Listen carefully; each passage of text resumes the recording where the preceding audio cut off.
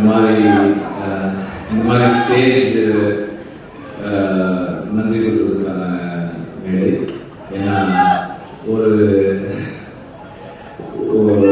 ஒரு படம் எடுக்கிறதுக்கு நிறைய உழைப்பு தேவை. அந்த உழைப்பு வந்து ஒரு சிலருடைய விஷயம் மேல மற்ற எல்லாரும் பிளைண்டா வைக்கிற ஃபெய்த். அது அந்த அந்த ஃபெய்த் தான், அந்த உழைப்பு தான் வந்து அந்த படத்தை கம்ப்ளீட் பண்ணோம். அண்ட் நாங்கள் இந்த படத்துக்கு, அதாவது இந்த கதைக்கு, படத்தில் விடுதலைன்ற இந்த கதைக்கு ஒர்க் பண்ண ஆரம்பிச்சது வந்து டிசம்பர் 2020. ஸோ 4 years ஒரு ப்ராஜெக்டில் அப்ஸ் அண்ட் டவுன்ஸ் இருக்கு. இந்த படத்தில் நடிக்கும் போது கல்யாணம் பண்ணாங்க, குழந்தை பிறகு குழந்தைய ஸ்கூலுக்கெல்லாம் அனுப்பிட்டாங்க. அவ்வளோதான் நாங்கள் ஒர்க் பண்ணிருக்கோம். அண்ட் இவ்வளவு காலம் ஒரு ஒரு ஒரு கதை, ஒரு ஐடியாலஜி, அந்த ஐடியாலஜியை புரிஞ்சிக்க முயற்சி பண்ற ஒரு டீம். அந்த டீமோட பிளைண்ட் ஃபெய்த்ல டிராவல் பண்ண ஒரு 450 பேர், ஸ்டார்டிங் ஃப்ரம் த ப்ரொடியூசர். எல்லாருமே இந்த ஜேர்னியை வந்து ரொம்ப முழுசா மனப்பூர்வமா ஒர்க் பண்ணது, ரொம்ப கமிட்மெண்டோட பண்ணது. லாஸ்ட் டைம் வந்து நான் லிஸ்ட் எழுதி எல்லா பேரையும் படித்தேன். அப்போ கொஞ்சம் டைம் இருந்தது, இப்போ சுத்தமாக எனக்கு டைம் இல்லை. Very preoccupied with the final work. படம் முடிக்கிறதுக்கான முயற்சியில் இருக்கோம் நாங்கள். அதனால் வெரி ப்ரீஆக்குபைட். பட் இருந்தாலும் as always I am very very grateful for the team. Cinema மாதிரியான ஒரு ஒர்க் வந்து கீழிருந்து மேலே வருது. ஒரு டைரக்டரோட விஷயத்துக்கு மேலே இருந்து கீழே ஒர்க் பண்ணுறது, அது பார்க்கறதுக்கு அப்படி இருக்கும். ஆனால் வந்து ஒரு செட் அசிஸ்டன்ட் கரெக்டாக ஒர்க் பண்ணுறதும், ஒரு கார்பெண்டர்ஸ் கரெக்டாக ஒர்க் பண்ணுறதும், ஒரு ஒரு ஹேர் ட்ரெஸ்ஸர் கரெக்டாக ஒர்க் பண்ணுறதும் தான் ஃபைனலாக அந்த டைரக்டரோட விஷயத்தை வந்து கம்ப்ளீட் பண்ணணும். ஸோ அப்படி எல்லாரும் ஒர்க் பண்ண ஒவ்வொருத்தருக்கும் நான் எப்போதும் போல ஐம் வெரி வெரி கிரேட்ஃபுல். நன்றியெல்லாம் இல்லை, அதை தாண்டி ஐம் வெரி கிரேட்ஃபுல். ஏன்னா வந்து நானே பல இடங்களில் சொல்லியிருக்கேன், நான் சொல்லனாலும் கூட இருக்கவங்க சொல்லுவாங்க, என்னோட அசிஸ்டன்ட் டைரக்டர்ஸ் மாதிரி, என்னோட டீம் மாதிரி அசிஸ்டன்ட் டைரக்டர்ஸ் இல்லை, என்னோட அசிஸ்டன்ட் கேமராமேனாக இருக்கட்டும், ஆர்ட் டைரக்டருடைய அசிஸ்டன்ஸாக இருக்கட்டும், எங்கள் ஸ்பாட்டில் எல்லாருமே என்னோட அசிஸ்டன்ஸாக தான் ஒர்க் பண்ணுவாங்க. இந்த மாதிரி ஒரு டீம் எங்கேயுமே பார்க்க முடியாது. ஏன்னா நார்மலாக அசிஸ்டன்ட் டைரக்டர்ஸ் எப்படி ஒர்க் பண்ணுவாங்கன்னா, ஒரு ஸ்கிரிப்ட் இருக்கும், இன்னைக்கு வந்து இந்த சீன்லாம் எடுக்க போகிறோம் அப்படின்னு இருக்கும், அதுக்கு இந்த ஆர்டிஸ்ட் வருவாங்க, இந்த ப்ராப்ஸ் இருக்கும், இதெல்லாம் இருக்கும், அப்படிதான் ஒர்க் பண்ணுவாங்க. ஆனால் எங்கள் டீம் எப்படி ஒர்க் பண்ணணும்னா, ஓகே இன்னைக்கு இந்த ஆர்டிஸ்ட் வர சொல்கிறாரு, அப்போ இந்த சீன்லாம் இருக்கும், அப்படி இல்லைன்னா இந்த லொக்கேஷன் நம்ம போகிறோம், அப்போ அந்த சீன்லாம் இருக்குமோ, எந்தெந்த பீரியட்லாம் இருக்கும். இப்போ நான் திடீர்னு போயிட்டு அதான் நினைக்க சொன்னேன், அந்த பீரியட் 70s வரணும், இது ஆனால் ரெடியாக இருக்கு, ரெடியாக இருக்கு, ஓகே அது 60s அதுவும் ரெடியாக இருக்கு. இந்த மாதிரி அவங்களே பாதி கோ கிரியேட்டர்ஸாக இருந்தால் மட்டும்தான் இப்படியெல்லாம் ஒர்க் பண்ண முடியும். அண்ட் இந்த மாதிரி இந்த கண்டிஷன்ஸில் ஒர்க் பண்ணுறோம் டைரக்டர்ஸ். அவங்க இப்போ நம்ம கூட நம்ம அசிஸ்ட் பண்ணுறாங்களே தவிர அவங்களே வந்து எல்லா டெசிஷன்ஸ், மோஸ்ட் ஆஃப் டெசிஷன்ஸ் எடுத்து தான் பண்ணுறாங்க. இந்த மாதிரி ஒரு டீம் இல்லைன்னா என்னால் வந்து ஒரு டைரக்டர்னு பேர் வாங்கவே முடியாது. ஏன்னா வந்து ஐ எம் வெரி ஸ்கேட்டர்ட். என்னோட இங்கே ஒன்று பண்ணுவேன், அங்கே ஒன்று பண்ணுவேன், அங்கே ஒன்று பண்ணுவேன், இதெல்லாம் ஒன்றா கட்டி இழுக்கிறது வந்து என்னோட டீம் தான். அவங்க தான் வந்து அதை ஒழுங்குபடுத்தி வைக்கிறாங்க. So I'm really grateful to have a team like this. And இதனுடைய எக்ஸ்டென்ஷனாக தான் எனக்கு வந்து வேலுராஜும் ஜாக்சனும் ராமாவும் இருக்காங்க. இவங்களும் வந்து இப்போ நான் ஜாக்சன் அந்த ஒரு 2 ஸ்ட்ரீட் வேணும், அந்த இது வேணும், ஏதாவது பண்ணிடுங்க, அவ்வளோதான் நான் சொல்லுவேன். அவர் வந்து ப்ரொடியூசர் பட்ஜெட் கேட்கறதுலேருந்து டைம் எடுக்கிறதுல எல்லாம் அவர் பண்ணிடுவார்.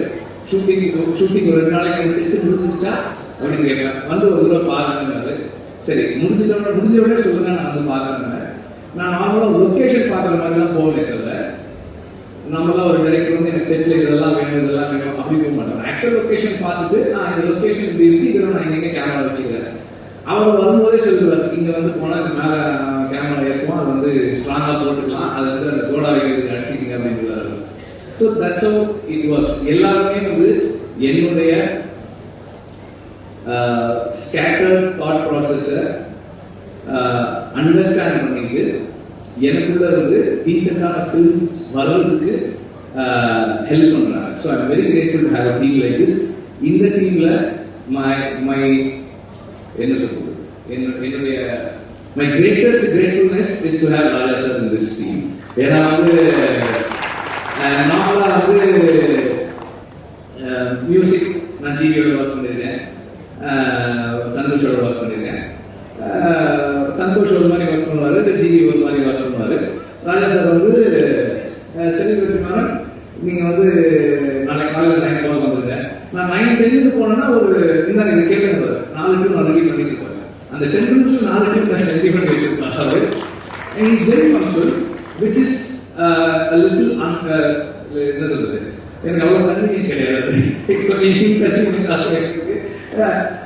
ஆனால் இன்னைக்கு காலையில் 9 o'clock வராங்க, 9:25 கால் பண்ணாரு. என்ன ரெண்டு வாரம் என்ன இன்னும் வரல சார், வந்துட்டே இருக்கு சார் அப்படின்னு அவசரமாக போனேன். ஸோ எனக்கு வந்து ஒரு அந்த மியூசிக் சைடில் எனக்கு எதுவுமே கவலையே இல்லை. நான் யோசிக்கவே மாட்டேன். சார் இந்த மாதிரி ஒரு சாங் சார், ஓகே இந்த மனசான்னு தெரியல, நான் பேசாம இருந்தால் ஒரு மாதிரி இருக்கு, ஒரு மாதிரி அன்கம்ஃபர்டபுளாக இருக்கு அப்படின்னு சொல்லி அவர் சொல்லுவான். சீன்லாம் பார்த்தாச்சு. ஒரு 2 days கழிச்சு ரெக்கார்டிங் கம்போசிங் உட்காரலான்னு சொன்னார். ஒரு 5-6 டியூன்ஸ் கம்போஸ் பண்ணிட்டு அதில் ஒரு சீன் ஒரு டியூன் டிசைட் பண்ணோம். நெக்ஸ்ட் மார்னிங் அவர் கால் பண்ணார். இல்லை இருக்குமா, நான் அதை யோசித்தேன், நான் வேற ஒரு பண்ணி எனக்கு வாங்க அப்படின்னாரு. ஆக்சுவலாக நான் அவருக்கு காமிச்சேன், எனக்கு அந்த சீன் மறந்துருச்சு. இவர் டியூன் பண்ணிட்டு லிரிக் எழுதிட்டார். மனசுல ஒரு மாதிரி இருக்கு அப்படின்னு, ஒரு மாதிரி இருக்கு. நான் நல்லா இருக்கு சார் அப்போ சொன்னார், அந்த சீன் அவன் சொல்றாங்கல்ல அது நல்லா இருக்கு அப்படின்ட்டாரு. ஸோ அது எனக்கு வந்து ரொம்ப ஆச்சரியமா இருக்கு. நான் அஸ்டன் டைரக்டர் ஒர்க் பண்ணும்போதே நோட் பண்ணியிருக்கேன். ராஜா சார் வந்து படம் ரீல் ஒரு தடவை பார்ப்பாங்க, பார்த்துட்டு நோட்ஸ் எழுத போயிட்டு திரும்பி வந்து இன்ஜினியர்கிட்ட சொல்லுவார், அந்த அந்த 24வது அடி 14th ஃப்ரேம்லேருந்து சீன் ஸ்டார்ட் பண்ணுங்க. கரெக்டாக அங்கே வச்சு அந்த மியூசிக் கரெக்டாக இருக்கும், அந்த சேரியோட கரெக்டாக இருக்கும். ஸோ அவ்வளோ மெமரியோட அவ்வளோ ஷார்ப்பாக ஒர்க் பண்ணுவார். அதை நம்ம நேரில் பார்க்கும்போது, பக்கத்தில் இருந்து பார்க்கும்போது அந்த அந்த மைண்டை அண்டர்ஸ்டாண்ட் பண்ணுறது வந்து it is a great experience அப்படின்னு சொல்லுவேன். எனக்கு ரொம்ப அண்ட் எல்லாரும் சொல்லுவாங்க எக்ஸ்டென்ஷனாக ராஜா சார் பேசுறது, அவங்க எல்லாம் பேசுறத கேட்பாங்க.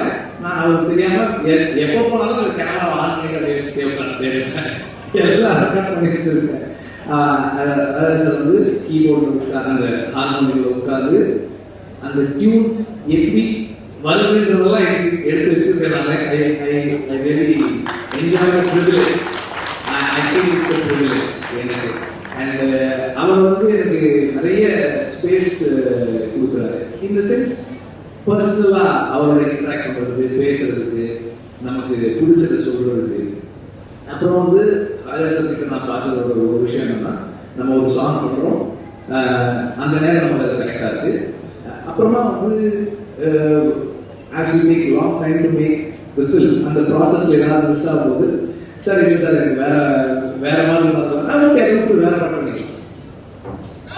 அவர் ஒரே அவர் என்னன்னா, இந்த படம் இந்த டைரக்டர் அவங்க விஷயம் என்ன, அதுக்கு நான் எப்படி கான்ட்ரிபியூட் பண்ணுவேன், what is my contribution to the film, அந்த personal like dislike ideology differences அதை பற்றிலாம் அவர் கவலையே படுறது கிடையாது. I am here to do what you ask me to do. நீ சொல்லு நான் செய்யறேன், ஆனால் நீ கரெக்டாக சொல்லு, வாட் யூ வாண்ட் கிளியராக சொல்லுவீங்க. நமக்கு கிளாரிட்டி இருக்காது, ஆனாலும் அவர் வந்து சரி he gives the time, சரி உங்களுக்கு என்ன வேணும், எப்படி வேணும், ஓகே எஸ் ஃபைன். இப்படி இந்த ஜேர்னியில் ஒரு 15-20 டியூன் ராஜா சார் பண்ணுற டியூன் நான் கேட்டுருக்கேன். அவர் எவ்வளோ ஃபாஸ்ட்டாக பண்ணுறாரு, அந்த ஃபாஸ்ட்டாக பண்ணுறதுக்கு ஒரு பெரிய இது தான் நான் நினைக்கிறேன். ஏன்னா அது அது என்னவா மாறுது. இப்போ இந்த சாங் இப்போ கேட்கும்போது நமக்கு நம்ம நார்மலாக நோட்டீஸே பண்ண மாட்டோம். நம்ம நார்மலாக மியூசிக்கலாக ட்ரெயின் ஆகாத நோட்டீஸே பண்ணாமல் விடக்கூடிய ஒரு சின்ன சைன் எங்கேயோ கேட்குது, ஒரு சின்னதாக ஒரு ஒரு பெல் சவுண்ட் கேட்குது. இதெல்லாம் வந்து அது எப்படி அந்த இடத்துல வைக்கிறாரு, அந்த சவுண்ட் நமக்கு எப்படி கேட்குது, இதெல்லாமே வந்து ஒரு பெரிய ஆச்சரியம் தான். அவ்வளோ சாங் இருக்கு, மற்ற மியூசிக் இருக்கு, வாய்ஸ் இருக்கு, நடுவில் அந்த சாங் இந்த சவுண்ட் இந்த இடத்துல வச்சா கேட்கலாம் ஒரு டிசைன் பண்ணி ஒரு ஃபைனலாக அவங்க கொடுக்குறாரு இல்லையா. அந்த அதுதான் அந்த அந்த என்ன சொல்றது மியூசிக்கல் அந்த ஜீனியஸ் மியூசிக்கல் மைண்ட். அது பக்கத்துல இருந்து பார்க்கறது எனக்கு ரொம்ப சந்தோஷம். இதுல இந்த படத்துல 4 சாங்ஸ், 4 விதமான சாங்ஸ். ஸோ ஒரு இந்த ஜேர்னியில எனக்கு ராஜா சாரோட இருந்து அவரோட இன்ட்ராக்ட் பண்றதுக்கான ஆப்பர்ச்சுனிட்டிங்கிறது என்னுடைய லைஃப்ல, பர்சனல் லைஃப்ல என்ன நான் இம்ப்ரூவ் பண்ணிக்கிறதுக்கான ஒரு பெரிய கிஃப்டாக தான் நான் பார்க்குறேன். என்ன எல்லா விதத்துலையும் வந்து இம்ப்ரூவ் பண்ணிக்கிறதுக்கான ஒரு பாசிபிலிட்டி அது. சேதுவுடைய கமிட்மெண்ட் அண்ட் ஒரு விஷயத்தை அவர் உள்வாங்கிறது, அண்டர்ஸ்டாண்ட் பண்ணிக்க ட்ரை பண்ணுறது, இது எல்லாமே வந்து எனக்கு வந்து ரொம்ப ஹெல்ப்ஃபுல்லாக இருந்தது. ஏன்னா இந்த படத்தோட சம்மந்தப்பட்ட எல்லாருக்குமே விடுதலை தான் வாத்தியார். விடுதலை தான் எல்லாருக்குமே கற்றுக் கொடுத்துட்டு இருக்கு, இன்னும் கற்றுக் கொடுத்துட்டு இருக்கு, இன்னும் கற்றுக் கொடுக்க போகுது. ஸோ நான் இந்த படத்துக்காக நிறைய பேரோட பேசி படித்து தெரிஞ்சுக்கிட்டு அதை எல்லாரையும் ஷேர் பண்ணும்போது எவ்வளவு அவங்க அதை உள்வாங்கிறாங்கன்றதை பொறுத்து தான் என்னோட லேர்னிங் என்ன மாதிரி என்னால் தெரிஞ்சுக்க முடியுது. ஸோ அந்த மாதிரி தொடர்ந்து இந்த படம் எல்லாருக்கும் எனக்கு நிறைய கற்றுக் கொடுத்துட்டு இருக்கு. இன்னும் படம் ஃபைனல் ஸ்டேஜஸில் இருக்கு, முடிக்கிறதுக்காக ஒர்க் பண்ணிட்டு இருக்கோம். அது முடியும் போது இன்னும் நிறைய கற்றுக்கிட்டு இருக்கோம் நான் நம்புறேன். அண்ட் இந்த மியூசிக் ஸ்டேஜ்னால எக்ஸ்ட்ராவா ஒன்று என்ன சொல்ல விரும்புறேன்னா, நான் வந்து இந்த படத்தோட பேக்ரவுண்ட் ஸ்கோர் செஷன்ஸை பார்க்கறதுக்கு ரொம்ப எக்ஸைட்டடாக வெயிட் பண்ணிட்டு இருக்கேன். ராஜா சார் வந்து அது எப்படி என்ன பண்ண போறாங்க அப்படின்னு பார்க்கறதுக்கு ரொம்ப ஆர்வமாக இருக்கேன். சீக்கிரம் வரேன் சார், சார் சீக்கிரம் வரேன். அண்ட் நம்பர் ஆஃப் டேஸ் கேட்கும்போதே வந்து தெரியும் எவ்வளோ சேலஞ்சிங்காக இருக்குது. 257 நாள் ஷூட்டிங்கு. அதுவும் கூட அன்றைக்கு கூட எப்படி முடிச்சேன்னா வேற வழி இல்லை, அதனால ஷூட் பண்ணுறத நிறுத்திக்கிறேன்னு சொல்லுங்க தவிர ஷூட்டிங்கை முடிக்கிறேன்னு சொல்லுறேன். ஏன்னா முடியல பாக்கி இருக்கு. பட் இவ்வளவு நாள் எல்லாருக்கும் வெறும் டைம் மட்டும்தான். ப்ரொடியூசருக்கு டைம், பணம், இன்ட்ரெஸ்ட் எல்லாமும் சேர்ந்துருக்கு. அதோட சேர்ந்து அவரும் வந்து இந்த படத்தின் மூலமாக லேர்ன் பண்ணி அவர் பர்சனல் லைஃப்லையும் நிறைய சேஞ்சஸ் பண்ணிட்டு இந்த படத்தோடவே தொடர்ந்து கூட இருக்காரு. And last but not the least, I need to thank the family. என்னோட பசங்க பூந்தென்றல், கதிரவன் அண்ட் ஆர்த்தி, அப்புறம் அம்மா, அக்கா, அவங்க 2 பேர் இருக்காங்க. அவங்களுக்கு அப்புறம் என்னுடைய all the friends, again my team, எல்லாருக்கும் என்னுடைய நன்றியை தெரிவிச்சுக்கிறேன். நீங்க எல்லாம் யாருமே பேசல, மஞ்சு வாரியரை பற்றி அவங்க எல்லாரும் பேசவே இல்லை. அவங்களும் வந்து அவங்களே அந்த மாதிரி தான் கூப்பிட்டேன். ஒரு கெஸ்ட் வந்து ஒரு 3 நாள் வரைக்கும் கூப்பிட்டேன். ஓகே, நான் 3 சீன் சொன்னேன். 3 சீன் சொன்னேன். ஒரு 2 பாட்டு இருக்கு அவங்களுக்கு படத்துல வந்து she plays a very important role. அவங்களோட அசுரனுக்கு அப்புறம் அவங்களோட ஒர்க் பண்ணுறோம். இந்த கமிட்மெண்ட் அகெயின் she brings அந்த ஒரு கேரக்டருக்கு அவங்க கொடுக்குற லைஃப், அதுவும் வந்து ரொம்ப ஸ்பெஷலாக இருந்தது. இந்த ரோல்